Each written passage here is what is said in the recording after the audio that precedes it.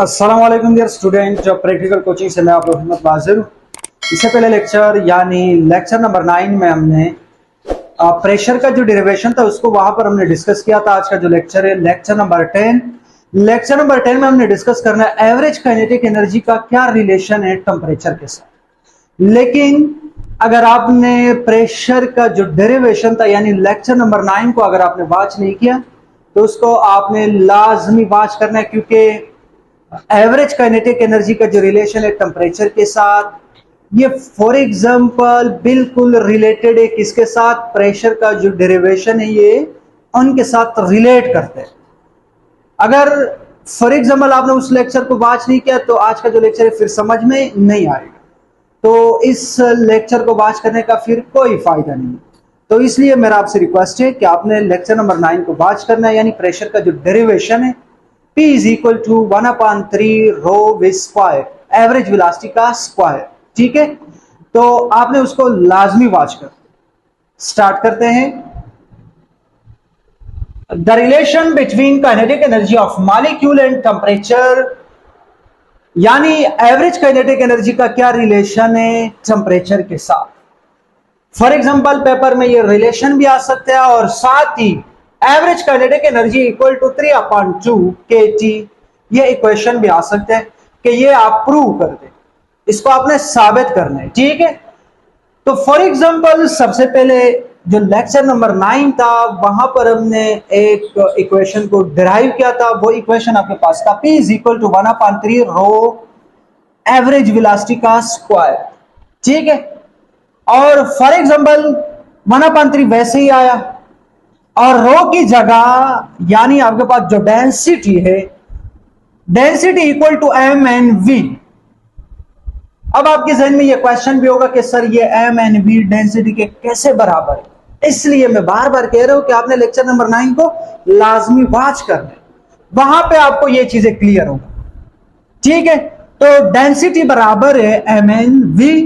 ठीक है, और फॉर एग्जांपल यहां पे रॉ की जगह एम ने एम एन वी पुट किया, ये भी वॉल्यूम है और ये दूसरा जो आपके पास फॉर एग्जांपल वी का स्क्वायर है, ये एवरेज वेलोसिटी का स्क्वायर है। ठीक है, इन दोनों में बहुत ज्यादा फर्क है।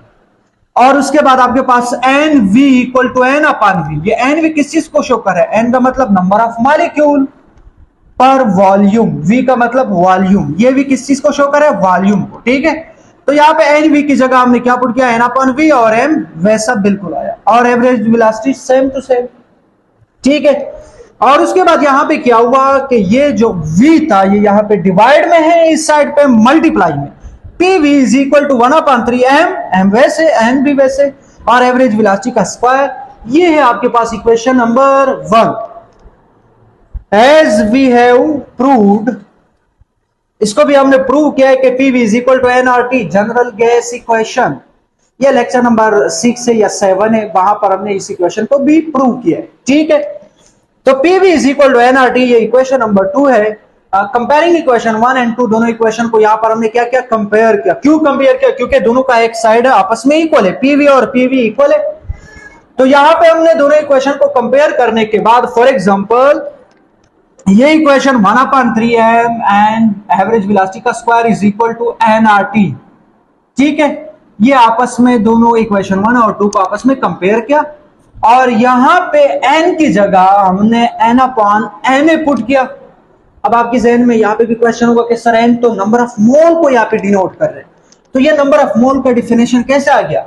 नंबर ऑफ मोल के दो डिफिनेशन है, अकॉर्डिंग टू मास, यानी अगर आपके पास मास गिवन है तो मास से रिलेटेड उसका डिफिनेशन है, आपने गिवन मास को मॉलिक्यूलर मास या एटॉमिक मास से डिवाइड करना है, तो इसको नंबर ऑफ मोल कहते हैं।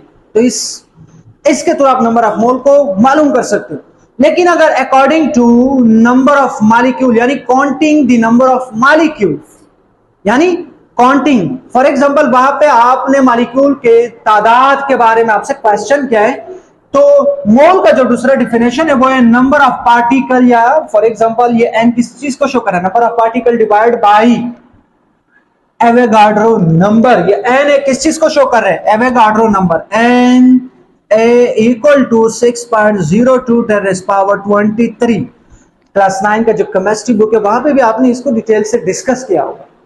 ठीक है, तो एवोगाड्रो नंबर ये है आपके पास। अगर नंबर ऑफ पार्टिकल गिवन है, आपने मोल को मालूम करना है, तो नंबर ऑफ पार्टिकल को डिवाइड करना है एवोगाड्रो के नंबर से। एवोगाड्रो नंबर आपके पास क्या है? 6.02 × 10⁻23। ये क्या होता है? इसका जो डिटेल है वो क्लास 9 केमिस्ट्री में मौजूद है। उस पर भी मैंने फॉर एग्जांपल चैप्टर नंबर 1 पर भी मैंने लेक्चर अपलोड किया। वहां पे भी फॉर एग्जांपल अगर आपको मोल समझ में नहीं आ रहा है तो फॉर एग्जांपल क्लास 9 का जो केमिस्ट्री है आप उनके जो लेक्चर है वो वॉच कर सकते हो। ये तो बिल्कुल इजी है। ठीक है, तो मोल के आपके पास कितने डिफिनेशन है? दो। According to mass, according to number, according to the number of particle. Number of particle के मुताबिक यहाँ पे counting the number of particle की बुनियाद पे कितने डिफिनेशन है? दो।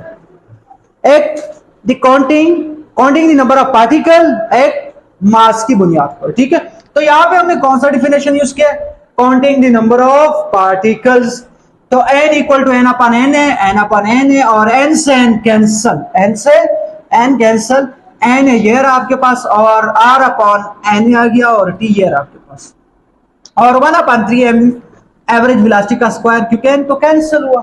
ठीक है, और r अपन n है इक्वल टू k, और ये जो कांस्टेंट है इसको हम क्या कहते हैं? Boltzmann constant. ये क्लास फर्स्ट ईयर का जो फॉर एग्जांपल चैप्टर नंबर 2 है, बोहर के जितने भी डेरिवेशन है वहां पे भी हमने ये जो बोल्ट्जमैन कांस्टेंट है वहां पे भी हमने इसको यूज किया है। ठीक है, और ये constant for example first year chemistry का चैप्टर नंबर 2 से ये रिलेटेड है।